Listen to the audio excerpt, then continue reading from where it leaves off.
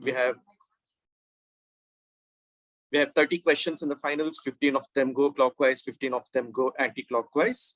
There is no pounds because in an online quiz that just adds to the complication. I know you guys weren't all that honest in the prelims. I could say some of the answers having been Googled by multiple teams. We'll try our level best to be more honest in the finals, because it would be rather shameful if you come up with answers like mock oranges and stuff like that, which is the first result that Google Lens shows and doesn't really make any sense. So careful with your Googling, keep your hands visible throughout if possible. If you're talking with your teammates, maybe just put a speakerphone or something and talk with them through that way and keep your hands visible throughout. All right, with those house rules out of the way, let me quickly identify who's what team number. I think team 1 is Tamogna, team 2 is Sri Krishna, team 3, where do I see team 3? I don't see team 3. Just a second.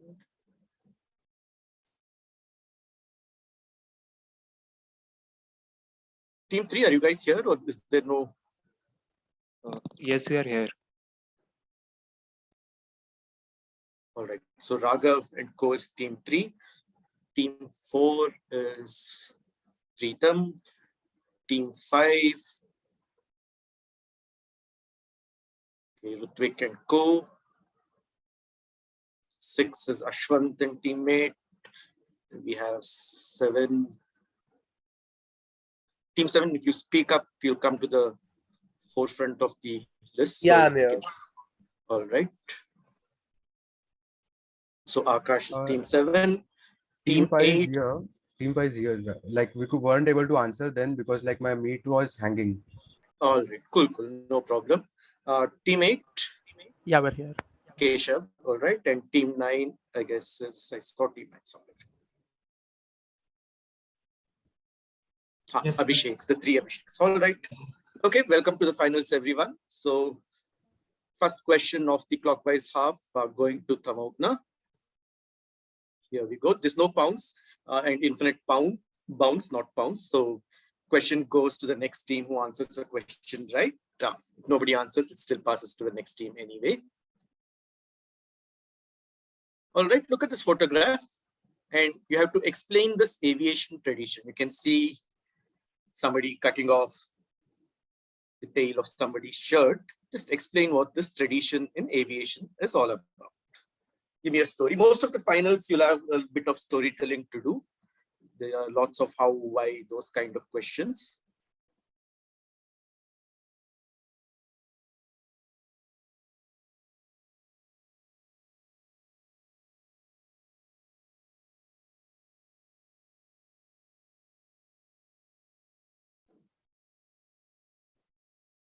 All right, Tamogna, you can take a guess.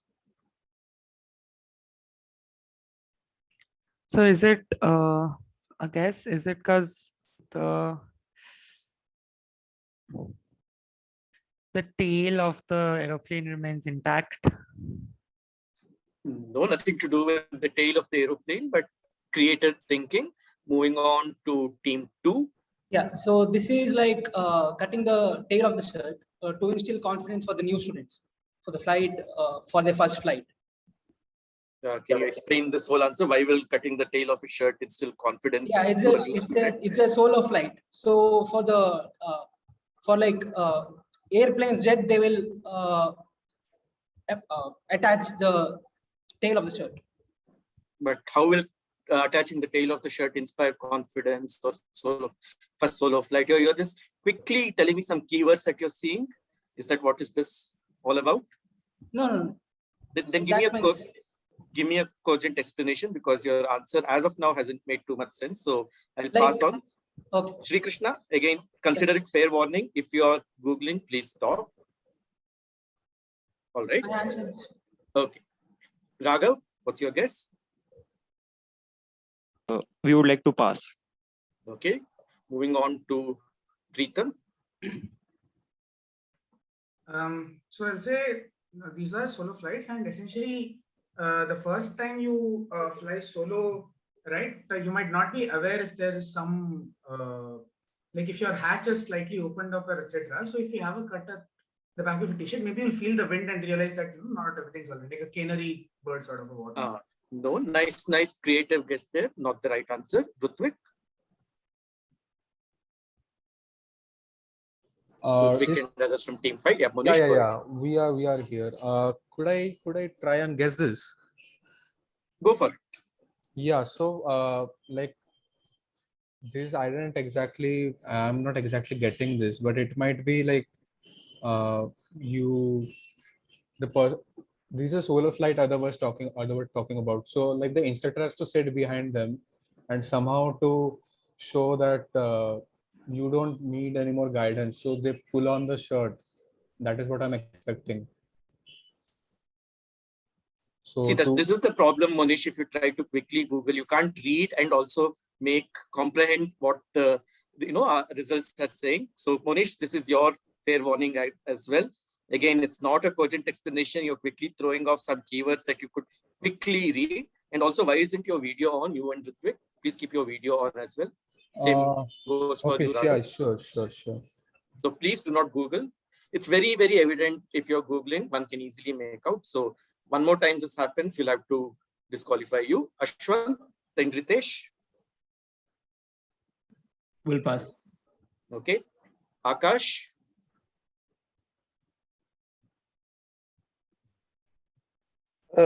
So I think like the shirt tail cutting thing is basically the guide instructor that there is, like during the first aviation, they're not supposed to have like a backup or something. So they are on their own. So like they don't have anyone's hands behind them. Like basically, as someone who's having the back, so they can just have it their own way. Like they can literally decorate the tail of the airplane, or like that denotes the airplane. Nice, interesting guess, but not the right answer. Calvin and his teammates. Calvin, you're on mute if you're saying something. Yeah, just discussing for a bit.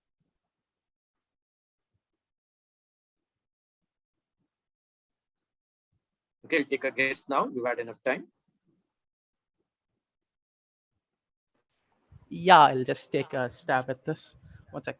So basically, by cutting the tails, he's symbolized as being free, and since there is his bare back will be against the wind and all, so he'll like feel free naked or something in the wind.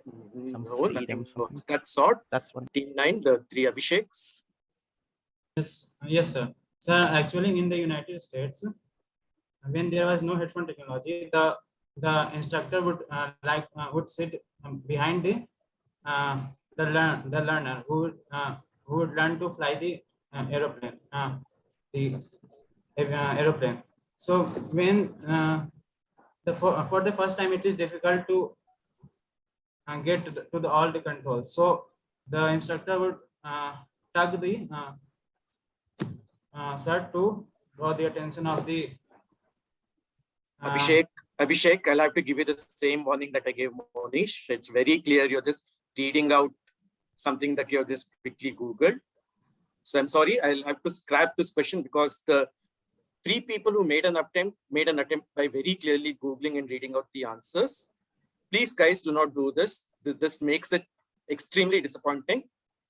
And Abhishek and Monish and Tamogna, please consider this your last warning. I'll be mercilessly calling you out. You gave me a warning. Oh, sorry, not Tamogna. I forgot who was the other one whom I warned. But whoever it is, at least Monish and Abhishek, you guys, I remember, make sure that this is the last time you're trying such a trick. Get that? All right. Also, just before you go on, Team 3 Raghav, your video is still not switched on. Yeah, I'm facing some glitches. I'll switch it on in a minute or two before the next question. Okay, and all teams, again, hands in the video, please. Yeah. Abhishek, your hands are into the video. Abhishek, keep your hands visible, please. No, you'll have to unblur your Zoom background if your hands are in the background. Okay. Raghav, can we have your video on?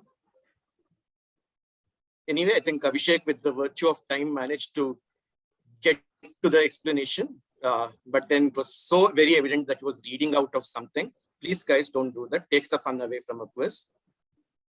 And it's not a good look for you guys either. Okay, Raghav's video is on, so all good. Moving on to team 2 for the second question. Team 2, stones from the ruins of what were used to construct this 15th century citadel? At the top right, you can also see the flag of the country where it's situated, so that should give you a clue. The fact that this was made in the 15th century, the fact that this is kind of on the seaside, and the flag, all those three things put together can help you arrive at the guess. Stones from the ruins. I'm going with the Byzantine invasion of Naples and the fort stones. No, not Naples. Good guess, but that's not Italy's flag. Moving on to team 3, Raghav. Okay, so is this the Egyptian pyramids, and my guess would be Pyramid of Giza. Very nice guess. You at least figured out the flag, but it's not the pyramids. The pyramids aren't near the coast. Moving on to Preetham. Lighthouse of Alexandria. Lighthouse of Alexandria is right. So this fort came up at pretty much the same location where the lighthouse used to be, and most of the stones used to construct this fort was essentially from the ruins of the lighthouse of Alexandria that had collapsed earlier that century. So that's 10 points to Preetham. Question now to team 5, Monish and Co.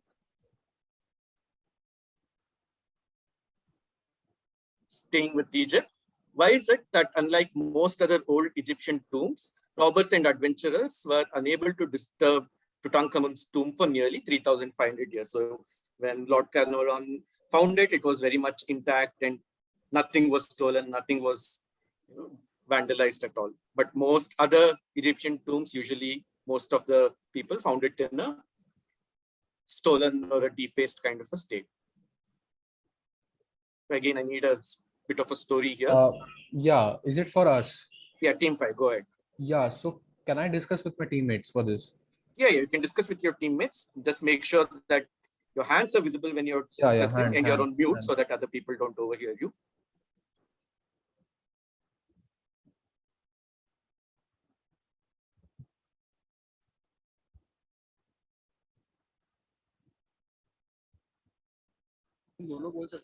Yeah, so two things we know actually as of now, and that is one thing, there is a curse on Tutankhamun's tomb, and the second thing is the tomb itself was hidden.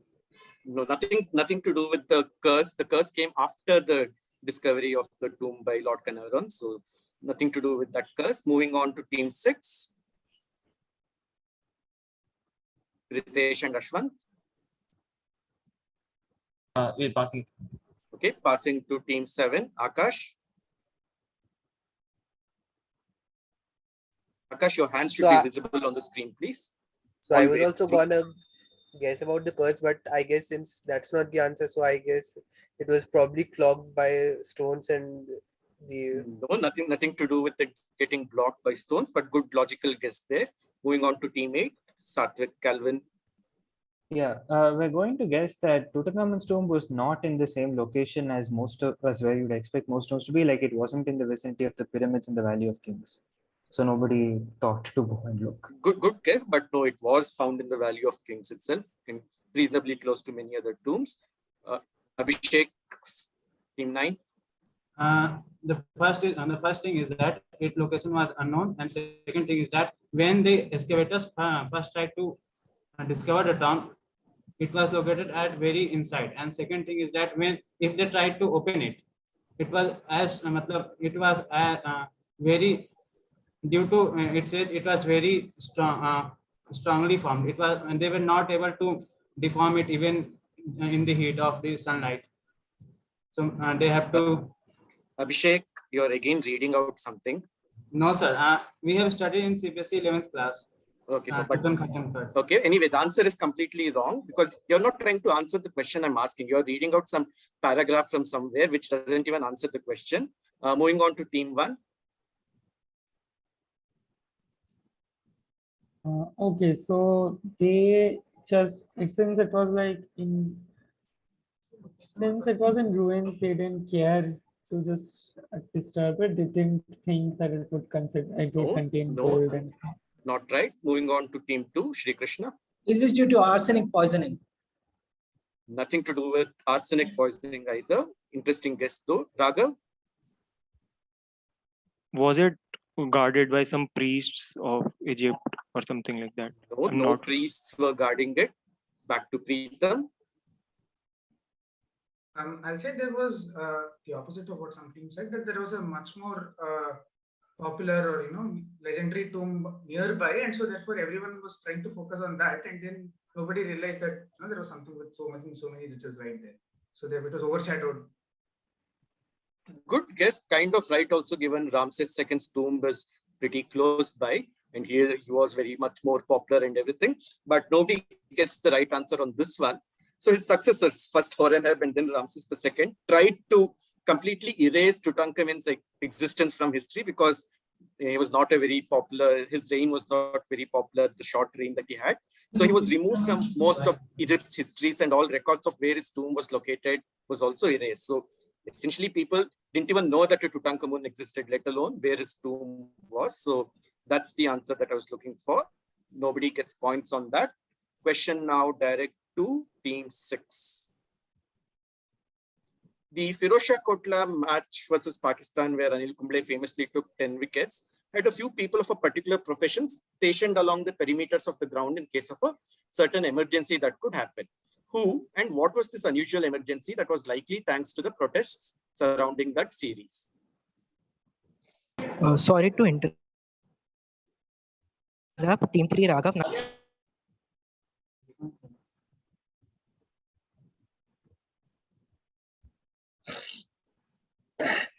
Team 1, Samogna, it's pretty obvious that you're looking at something else. You're switching tabs as well. Keep your hands visible, guys. Play fair. All right. Ritesh and Ashwin. Yeah, so there were snake charmers because I think there was a political unrest and one party threatened to release snakes at the venue. All right, take your 10 points. Snake catchers, not snake charmers, but I presume that's what you meant when you said snake charmers. Question now to team 7. Akash, you're direct. Hands visible on the screen, please. How did Jagsuraya's articles in Junior Statesman about the emergency manage to evade the census? So Jagsuraya, being a clever man, did something and managed to evade the notice of the notorious censors that were looking at every piece before it went into publication. What did he do? I'd pass. Okay, Akash passes to Satwik and Calvin.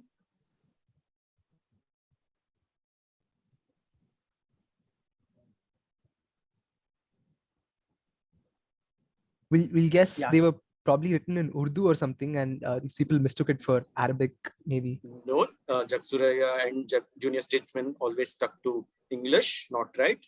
Abhishek? Sir. Okay, Amogna? So they were written like in metaphors, like stories. Like the articles which he intended to write were conveyed through stories, metaphors and stories. Nice guess, not metaphors and stories. Team 2? Where these published as classified acts, like there is a page for acts. So these articles were. Good guess. No, they weren't disguised as classified ads. Team 3? Did he write them in Morse code and place them? It would have been impossible to read for not just the census, but even the regular public then. No, he didn't write them in Morse code. Preetham? I'll say he essentially, there were like hidden acronyms, etc. If you look at the first line, the first word of each line, first letter, and so on that. But they were all hidden messages. No, not any cryptic hidden messages either. Team 5? No, we pass. We are not getting a Okay, clear 5 read on passes. I think it was 6 is direct. Who said metaphors and stuff? That was possibly the closest. It wasn't 6 direct. It was 7. Oh, it was 7 direct. Is it okay? Yeah. 6. Go ahead. Ritesh and Ashwin, go ahead. So probably Jigsaw wrote it with an ink that became invisible when the censors tried to read it, and then eventually. No, this is not an invisible ink answer. Whoever said metaphors was possibly the closest. It's not metaphors. Jigsaw, of course, had a very, very good hold on the English language. So essentially used various synonyms for emergency, like exigency and so on, which the censors weren't really looking for. So essentially talked about the emergency without ever using the word emergency. That's what he did.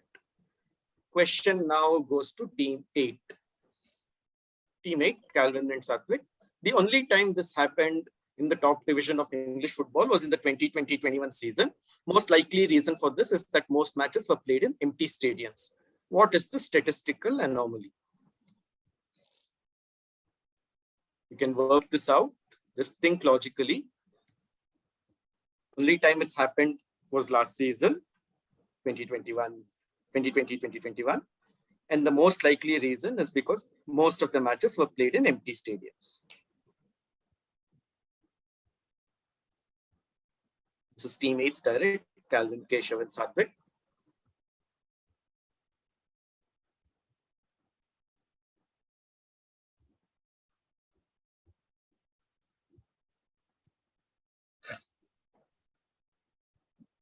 All right, take a guess. We're going to guess that this was about away teams performing better than home teams. That is the right answer. This is the only time in the history of English football that there were more away wins than home wins. Well worked out. That's 10 points to team A. Abhishek, it's your direct coming up now. An Excel error is said to have caused around 1,500 deaths in the UK during the COVID pandemic. What was this error and how did it cause those deaths?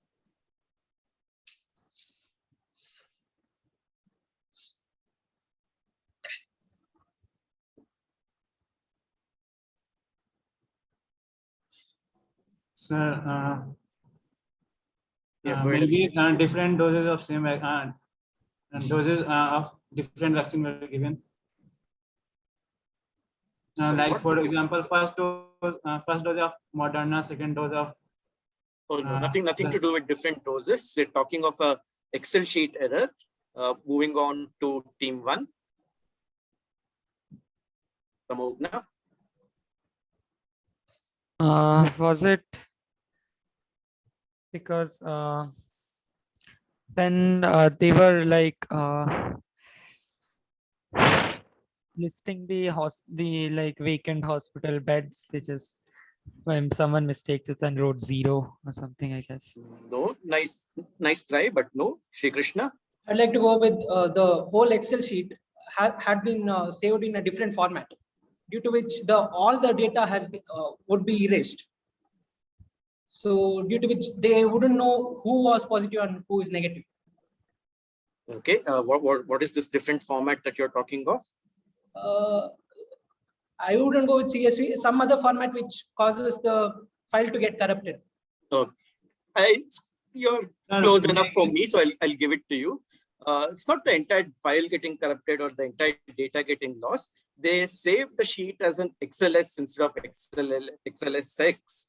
The older format has a smaller row limit. And thus, many of the names that the original file had got dropped, which meant that they never were contacted and tested by tracers, which meant that those guys continued spreading the disease. So your answer is close enough for me to give you 10 points. You said different formats, but nothing to do with the file getting corrupted, just that a few of the names were lost. Question now direct to team 3. Team 3, this is a book called Keynes' Jawbone, written by Torquemada. It's the pen name of Edward Morris Mather. In what unique format is this book sold and why? Abhishek, your hands need to be visible on screen, please.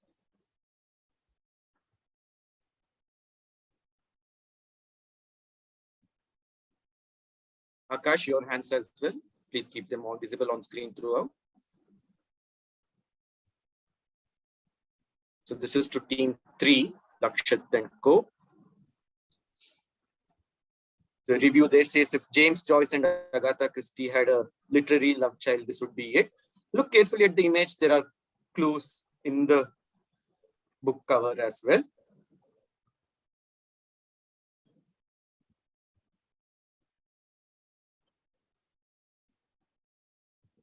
All right, team 3, I'll take a guess now.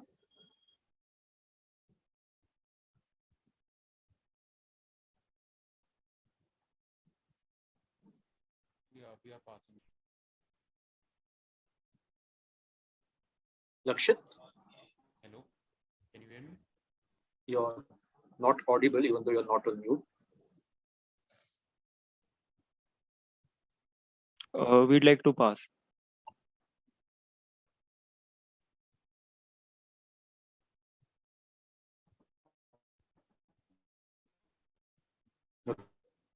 Okay. Team 3 passes. Team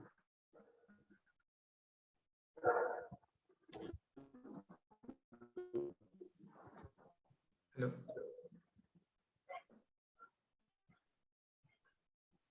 Hello. Yeah.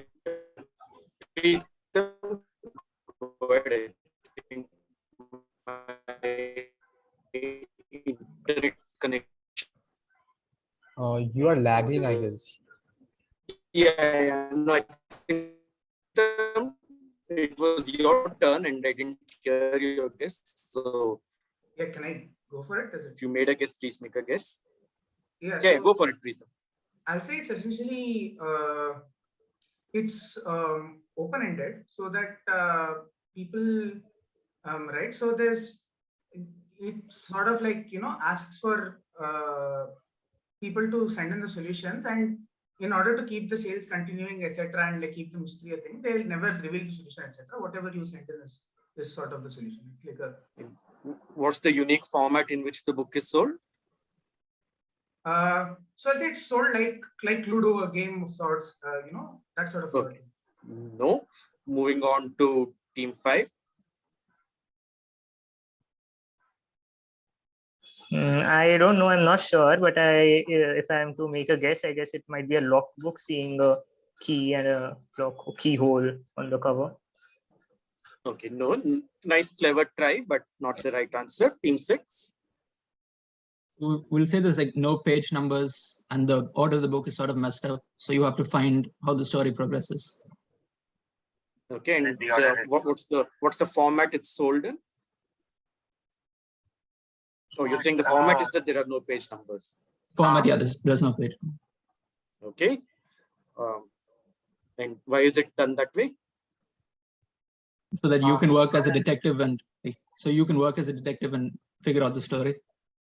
Okay. I'll see if somebody gives me a nicer answer. Team 7. Akash? The pages have been like placed in different order. Like we had those Goosebumps book which had like this page goes to some other page and that sort of. Got it. No, this is not a choose your own adventure kind of a book, but good guess. Team 8.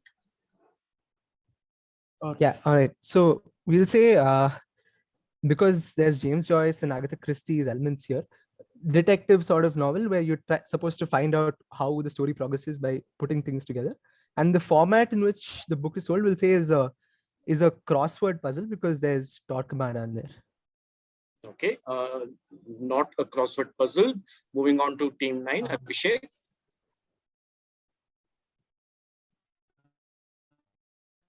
No idea. Team 1, Tamugna. Was it sold as was this book like progress as an anagram? Like every chapter was basically had an anagram in it, which you had to figure out to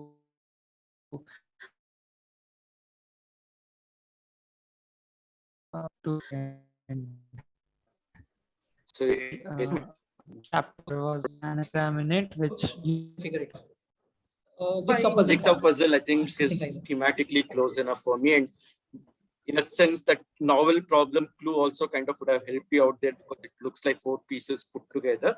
The pages are sold as a loose leaf thing. Each page is individual. So essentially it's not sold as a book, but as a collection of pages. And you as a reader will have to figure out which page comes after which page and so on.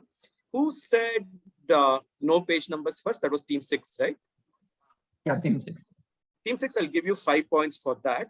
And I'll give 10 points to Sri Krishna for the whole, you have to arrange the pages to get to the story, which is roughly what you do. And I think calling it a jigsaw puzzle is reasonably close. Question now direct to team 3.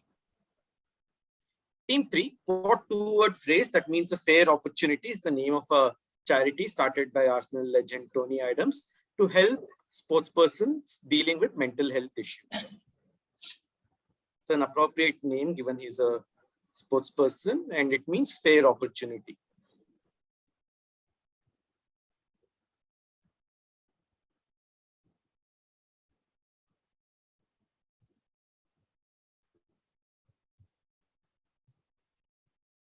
Raghav and Lakshit.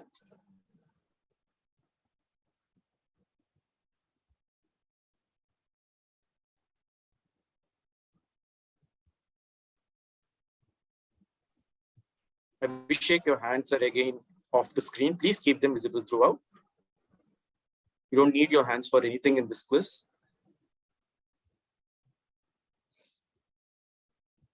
Keshav, you as well.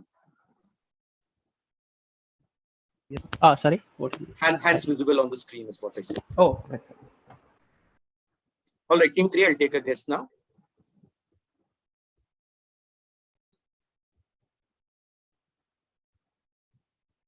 Pass. Okay, Preetham. Sporting chance. Sporting chance is correct. Well done. Charity is called Sporting Chance, which essentially means a fair opportunity. Question now direct to team 5.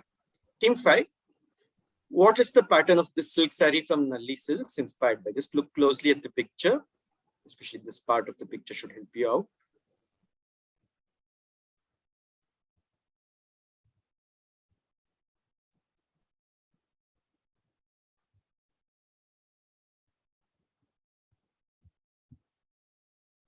What is the pattern of the border of the silk saree inspired by?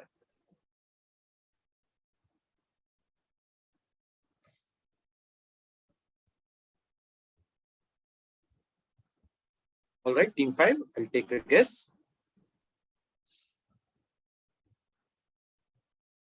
I guess from walls, perhaps the structure of bricks like we see in walls. No. Team 6. Yeah, so they look like steps. So we're gonna say like the stepway up the in Tirupati. Nice guess, but not the steps in Tirupati, but that's a very good guess. Team 7, Akash.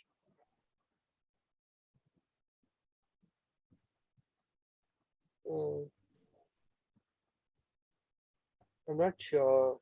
I'd pass. Okay, team 8, Keshav, Satvik, Calvin.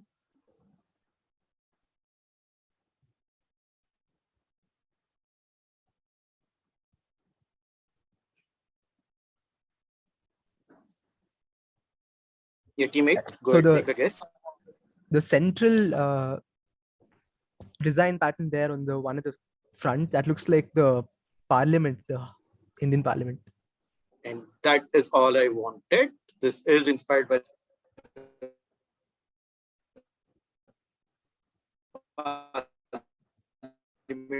house in Delhi. That's it. Take an adjective used to refer to low-necked dresses, replace the second E with an A, and you get a verb that means to behead. Both words have the same etymology of off-neck. Give me either word.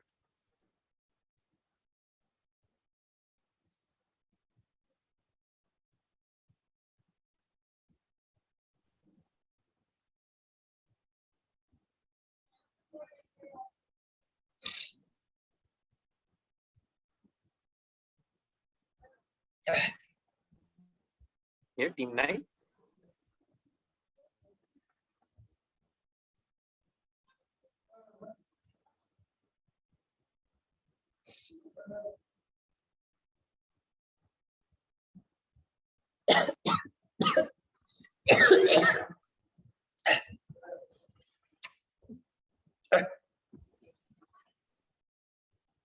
Team 9, I'll take a guess now.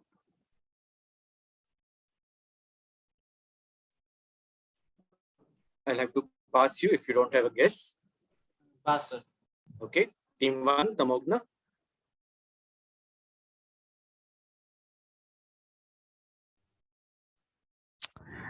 Is it? No, it's coming. If the first word was beep, then it's just DEAP. Oh, there is no word called DEAP. Moving on to Shri Krishna. I'm passing. I don't have any guesses. Okay. Moving on to team 3. Is this to decapitate? That means the head get cut off from the neck. It's not decapitate, though decapitate, yeah, it doesn't mean off neck, it means off head in a sense, but it's a synonym for decapitate. Preetham? Decollate? Decollate and decollate is right. Collate is essentially neck, which is how you get the word collar and everything. So decollate spelled with an E is essentially a low necked dress, and decollate spelled with an A is essentially to behead. Well worked out there, Preetham. 10 points to you. Question now again to team 5. Team 5, because of his tendency to frequently lose control of his car, what nickname does Nikita Mazepin have? You can work this out.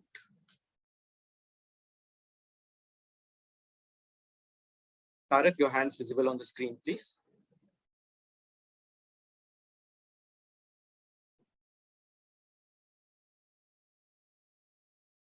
What happens if you lose control of your car? Think on that angle and work this out.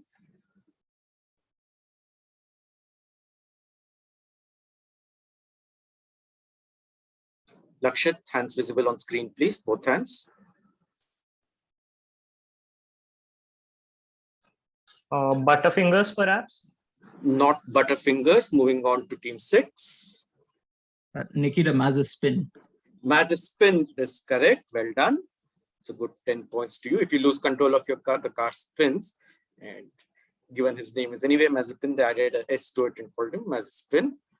Question now to team 7.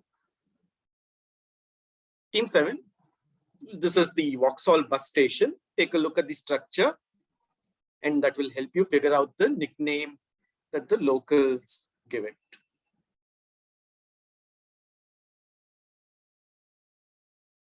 Akash, by what nickname do the locals call the Vauxhall bus station? This looks like that jump you have in ski, so I guess ski jump. Ski jump is correct. That's a good 10 points. Question now to team 8.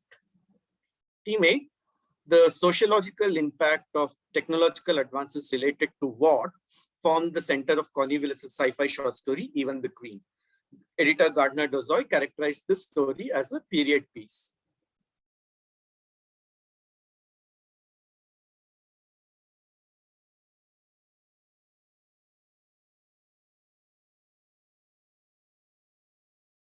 Read carefully, you can work this out.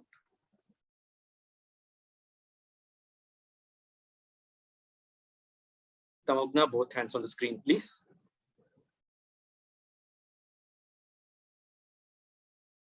Team 8, what's your guess?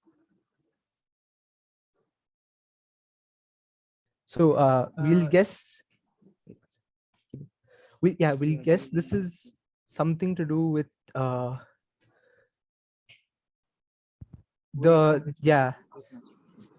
basically ways in which people that the fact that everyone, even the queen, undergoes menstruation. Period, referring to that. That is all I wanted.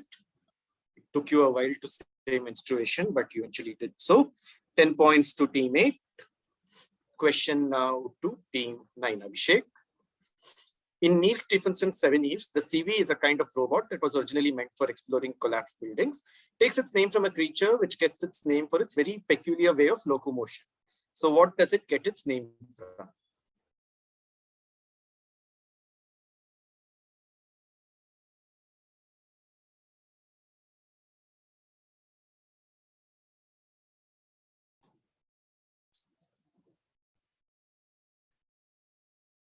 Right, Abhishek, what's your guess?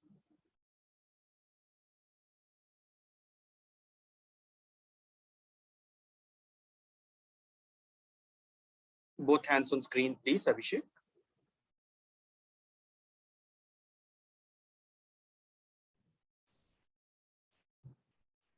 Yeah, what's your guess? Sir, pass, sir. Okay, team 1, Tamogna.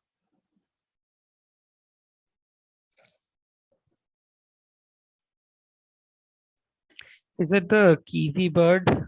Not the kiwi bird. I can see why you guessed it though. Team 2, Shri Krishna. Is this a horseshoe insect? Horseshoe insect which goes No. under.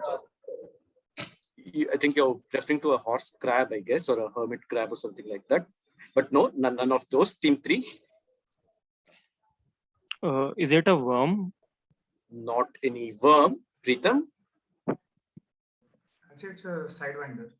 Sidewinder is right. CV is SI from side, WI is from winder. Sidewinder is a kind of a snake that essentially moves sideways, which is very unique even among snakes. So that's 10 points to Preetham. And that's the end of the first half. Quick look at the scores. We have team 1 yet to open, team 2 on 20, team 3 yet to open, team 4 on 40, team 5 yet to open, team 6 on 25, team 7 on 10, team 8 on 30, and team 9 yet to open. So 40, 30, and 25 are the top 3 right now, teams 4, 8, and 6. Anti-clockwise, same rules, but we start from team 9 and go the other way. So Abhishek, you're direct coming up. The Deakin Medal is awarded in the UK to honor animals for bravery and gallantry while serving in the armed forces. Most of the winners have expectedly been dogs and horses, but there have been 2 exceptions so far. What are these exceptions? Both of which incidentally appear in a phrase that means saying or doing something that can cause controversy. I need 2 creatures here.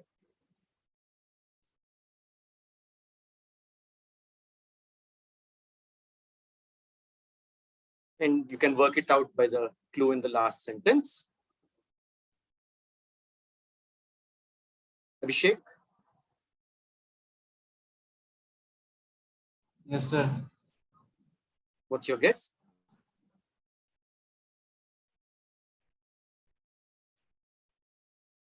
Yeah.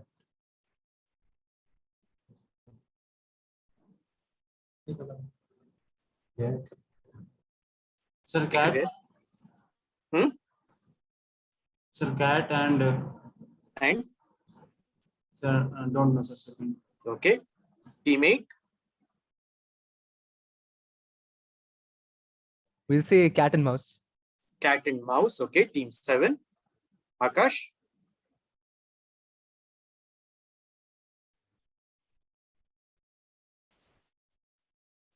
Like, are they supposed to be like real animals only, or like This can is they be a, like this is a real award, and therefore the animals are also real. Because I remember there was this like one award. Bambi was one, I guess, and Pooh, Winnie the Pooh. No. Interesting guess, but I'll pass to team 6.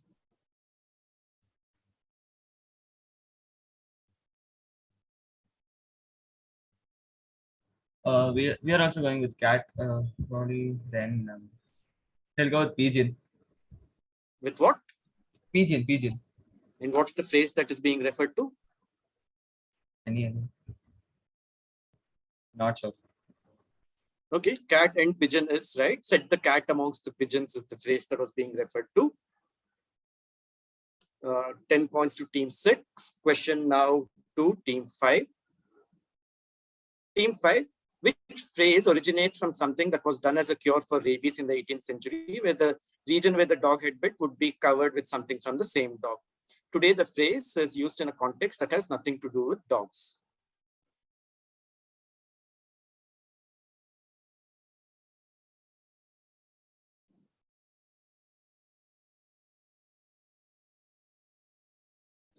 Ritesh and Ashwant, both hands visible on screen, please.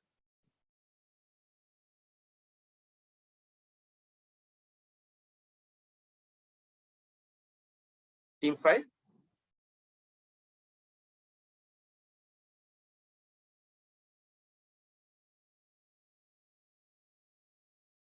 Tarak, Monish, Sutwik.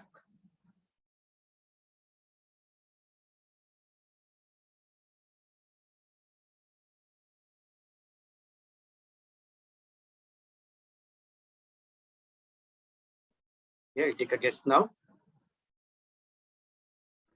We have no idea, but I guess we'll guess dog's blood. Not dog's blood. Interesting guess, but not a phrase used in any other context. Preetham? Hair of the dog. Hair of the dog is correct. And what does the phrase hair of the dog mean? It's like hangovers to sort of. Yeah, if you want to get rid of your hangover, you drink more alcohol. So essentially the source is the cure kind of a thing. So good answer there, Preetham. 10 points to you. Question now to team 3. Team 3, the Chinese word for a nova is geishing. Hoping I pronounced that right. What does it literally mean, thus indicating its temporary presence in the sky? Again, take a logical guess. What does it literally mean, thus indicating its temporary or impermanence in the sky?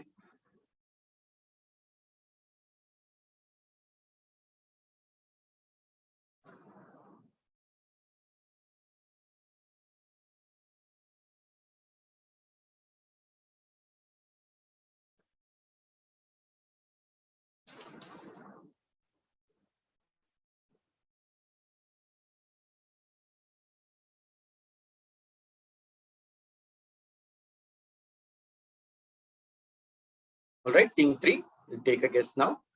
Okay, so is it a rainbow?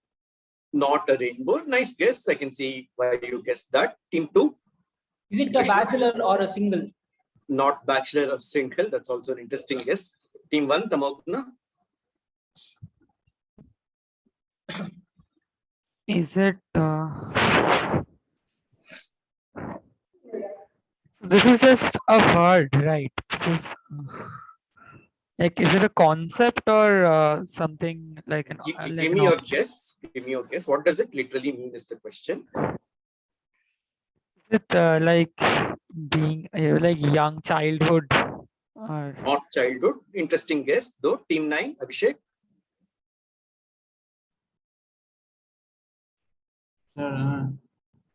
Pass, sir. Okay. Team 8.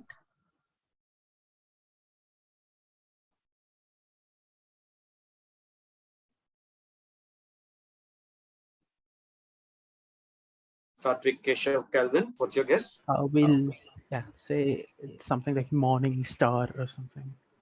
Not morning star. Team 7, Akash.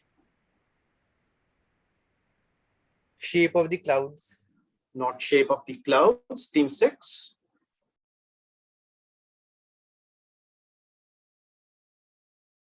No, sir. We're passing. Okay. Team 5.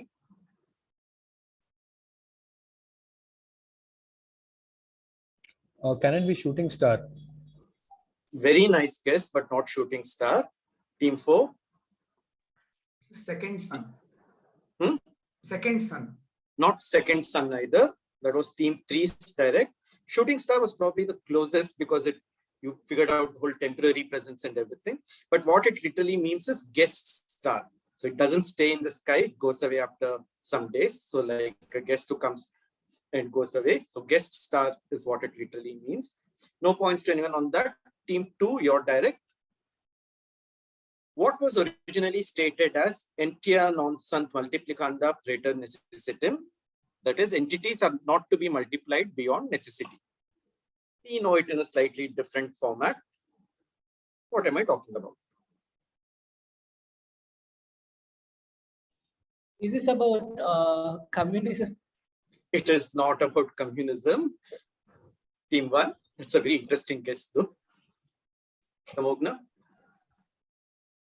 Is it survival of the fittest? Sorry, what? Survival of the fittest. Not survival of the fittest. Good guess. I can see why you made that guess. Abhishek? Sir, maybe the population does not gets multiplied after getting stabilized to a limit. Oh, nothing to do with the population. Team A?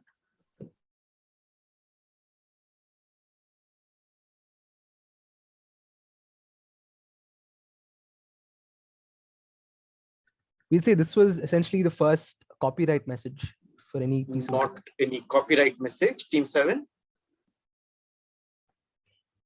Adam also guessed something related to Marxist or something, but this reminds me of like Occam's razor.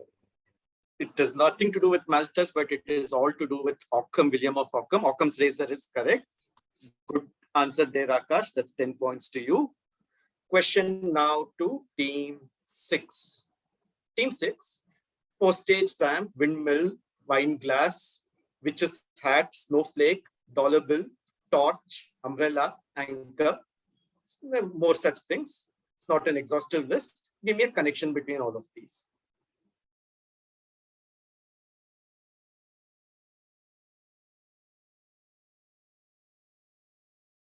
This is to Team 6.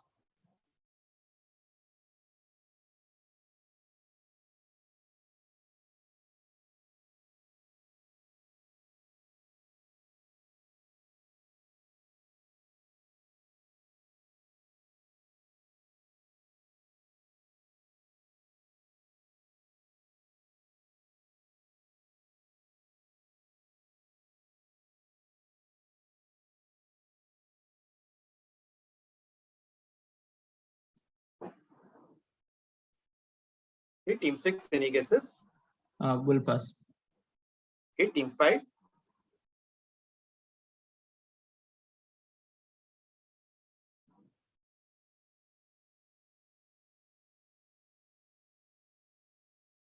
Team 5, take a guess.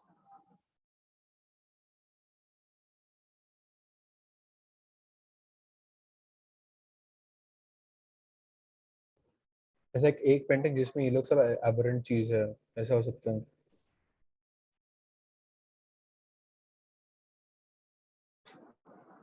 It's okay, I don't think you gave anything away, but take a guess. Is it our guess? Is it our Yeah, guess? it's your turn. Yeah, I was thinking like, okay, I have no clue about this anymore. Like I was thinking of some painting in which this might be some aberrant items. Got it. No, nothing to do with any painting. Preetham? These are the nicknames used when someone calls out bingo, right? That is the perfect answer. These are all various patterns in the game of bingo. A postage stamp is essentially when you get the 4 corners. Windmill is when you get the 4 corners plus the center and so on. So various bingo patterns. Very good answer there by Preetham. Question now to Team 3. Team 3, 2 parts to this. Nature and nature's laws lay hidden night. God said, let blank be, and all was light. 2 parts, whose epitaph and who wrote it? One part should be easy to guess. Tamogna, both hands visible on screen, please.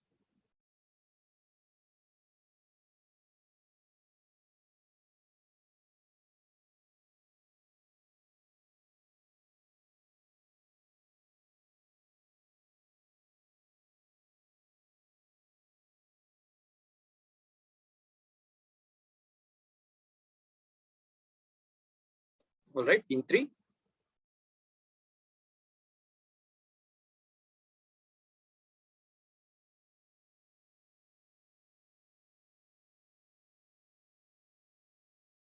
We don't know the blank. I think Shakespeare wrote it. Not Shakespeare. Usually a safe guess for these kind of things, but not this time. Shri Krishna.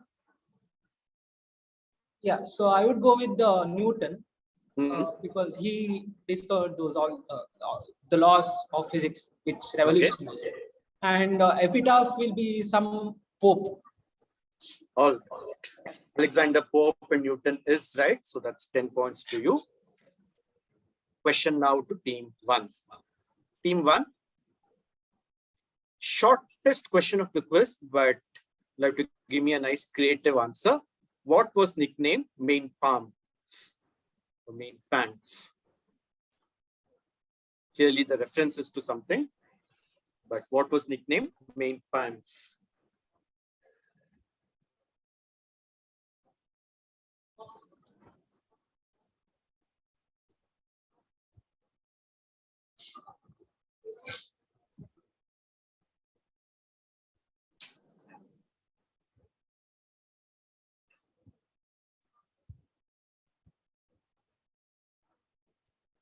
Okay, Tamogna. Try your creative skills now.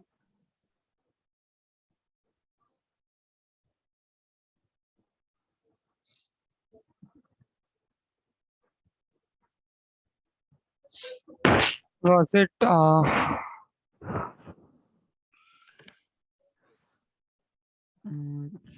Charlie Chaplin's car in The Great Dictator, the movie? No, nothing to do with Charlie Chaplin or The Great Dictator. Team 9, Abhishek. So I know a book written by Adolf Hitler, Mein Kampf. Maybe. Okay. So what is Mein Kampf? He wrote Mein Kampf. So what is Mein Kampf? So no ideas. Okay. Team 8.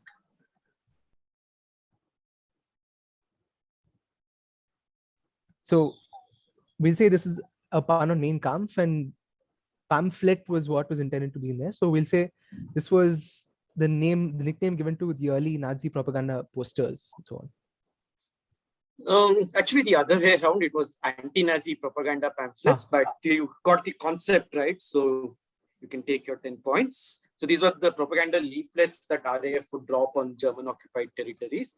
And of course, the references to Mein Kampf and pamphlet is what was being referred to there. All those parts you worked out and you threw in the word propaganda as well. So you can take your 10 points. Question now to Akash. Akash, what in the Harry Potter books has the scientific name Gernumbly Gardensi?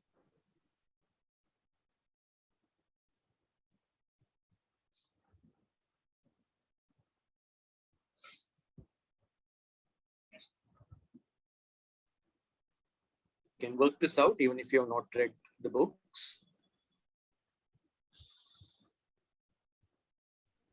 Garden gnome. Garden gnomes is correct. Well done. That's 10 points to you.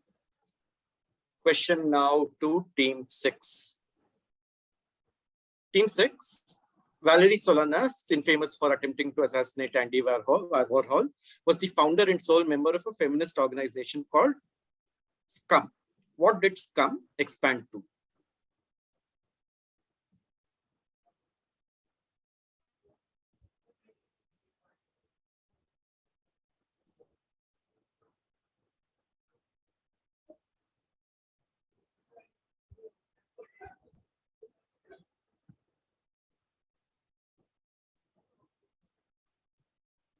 You can get creative with your expansions. Team 6.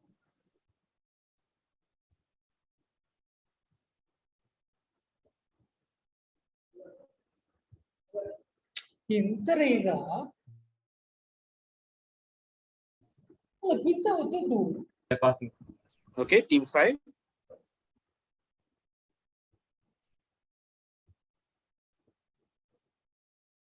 Pass.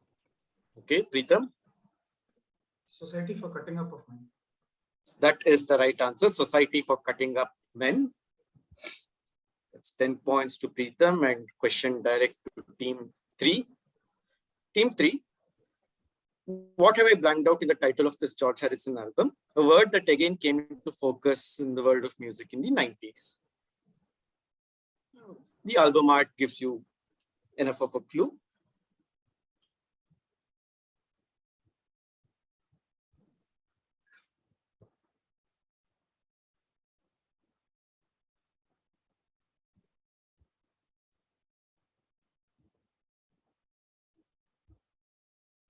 Okay, team 3.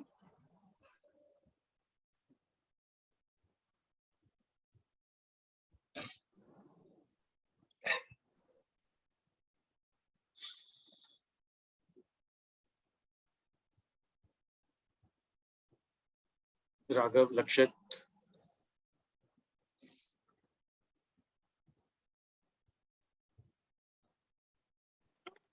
Pass.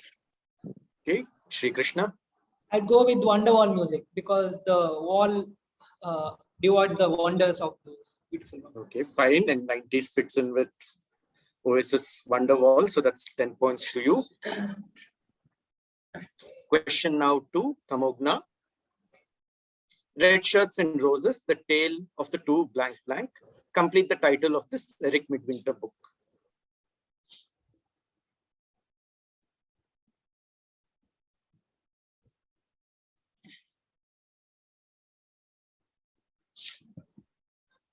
You can work this out. Tale of the Two blank blank. Red Shirts and Roses.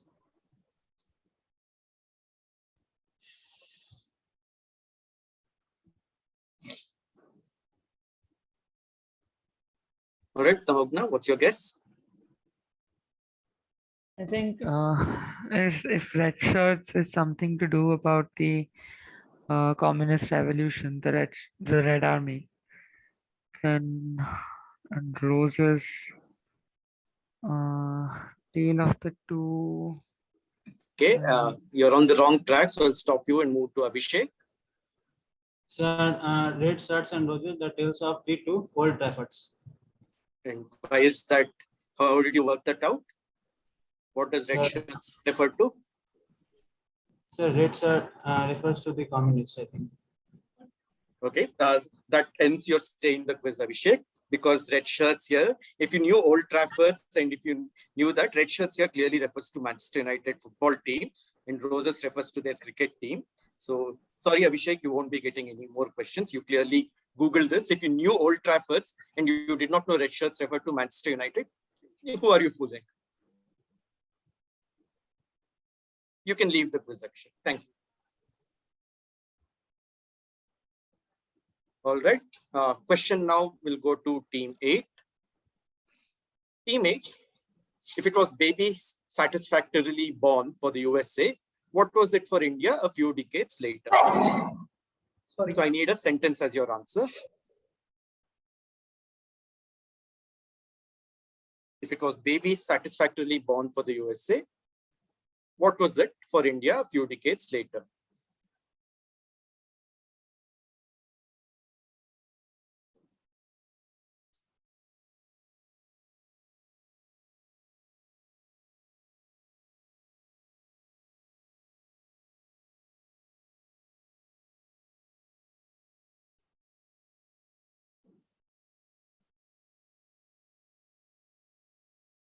Okay, so we'll say the baby satisfactorily born was referring to the Trinity nuclear tests in the USA, and the corresponding nuclear test in India would be the smiling Buddha test. So the Buddha has smiled or something. That is the right answer.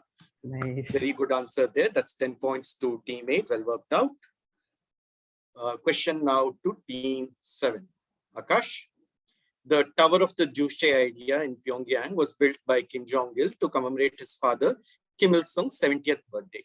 It has 25,500 slabs. Why that number? Based on all the information in the question, you can work that out. Why 25,500?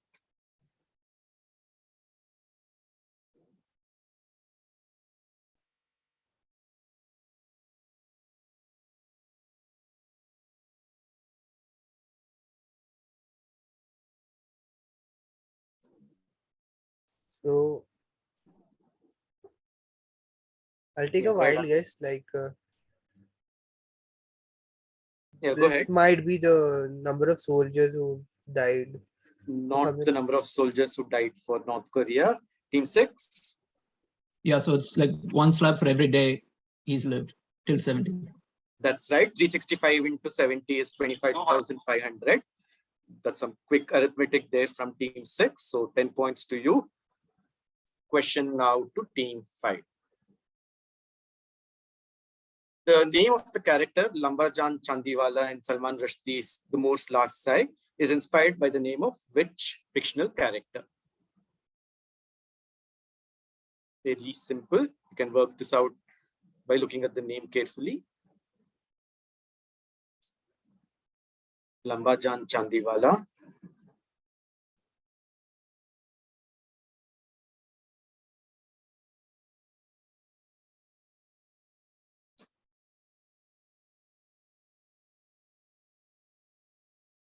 Is it Long John Silver? Long John Silver is right. You open your account Finally, with that. finally. Lamba is long, Lambajan is Long John, Chandiwala, Chandi being silver, of course. Good answer there. Pritam, you're direct.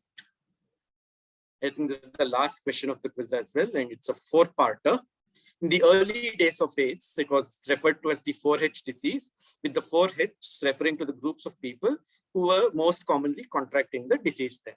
So what were the 4Hs?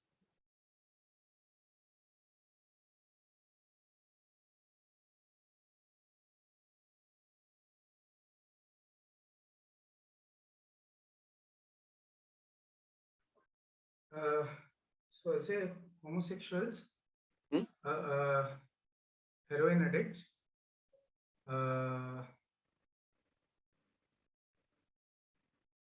hobos, and hemophilia. All right. Moving on to team 3.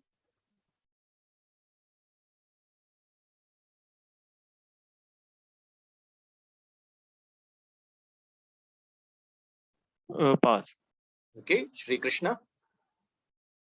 Yeah, Hispanics, Haitians, hemophiliacs, and the ones who take heroin drug. Okay. Moving on to Tamogna. Pass. Moving on to team 8.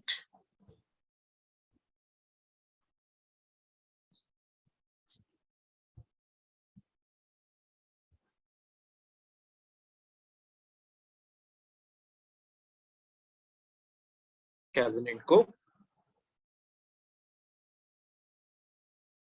Okay, we'll say homosexuals, healthcare workers, hemophiliacs, and heroin addicts. Okay. Moving on to team 7.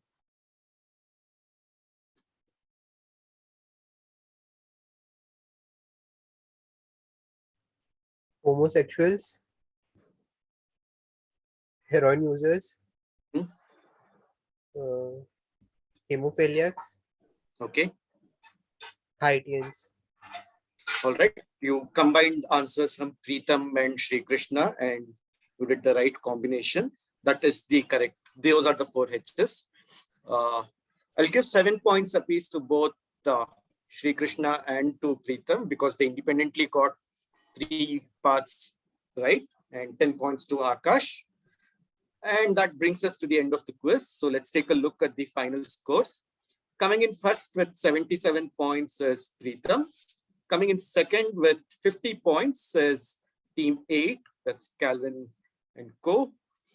Third, narrowly behind is Sri Krishna with 47.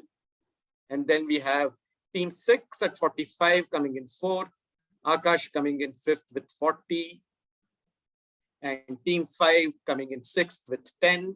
Teams 1 and 3 unfortunately did not open their accounts. So thanks everyone for playing fair for the most part. And yeah, sorry about some of the sourness that was there.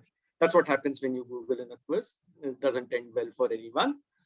All right, I hope you liked the questions and you had fun.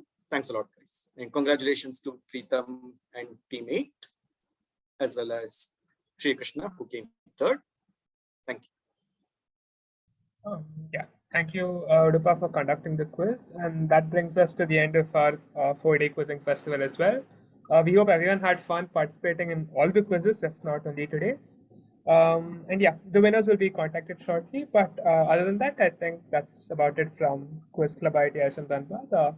Good night, everyone. Right. Thanks, everyone. Good night. Nice quiz. Yeah.